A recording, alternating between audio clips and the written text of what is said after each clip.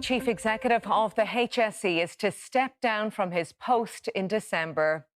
Paul Reid's departure comes around 18 months ahead of schedule and follows recent announcements of other high-profile departures, such as the Chief Medical Officer, Dr Tony Holohan, the Deputy Chief Medical Officer, Dr Ronan Glynn, and the Chief Operations Officer, Anne O'Connor.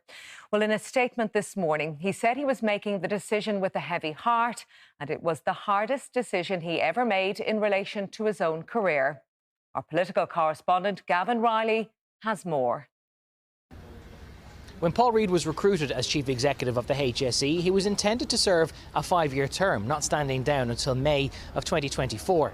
As it stands now, he'll be leaving that role around 18 months early. He will stand down from the job in December of this year. He notified the chairman of the board of the HSE today about his intentions to stand down, giving that board 6 months to identify his successor. Mr Reid has presided over the HSE during a time of unprecedented crisis, given that not only the scale of hospital overcrowding, but of course the impact on services of the COVID-19 pandemic and the challenges that pandemic has raised on the delivery of healthcare around the country.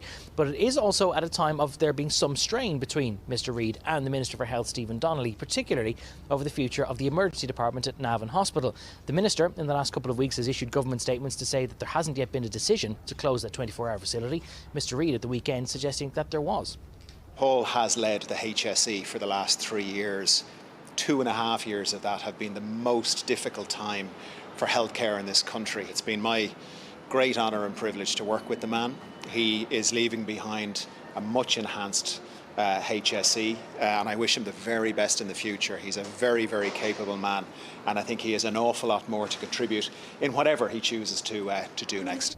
The news may also be something of a disappointment for Stephen Donnelly because of the relationship that Paul Reid had with Robert Watt, the top civil servant at the Department of Health.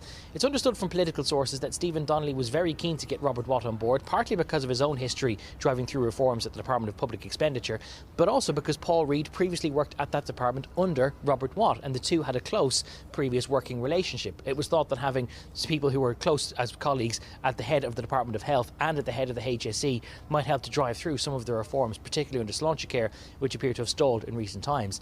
That relationship now also coming to an end, and there will be some disappointment that many of the reforms earmarked for Paul Reid's 5-year tenure, for one reason or another, have not come to pass.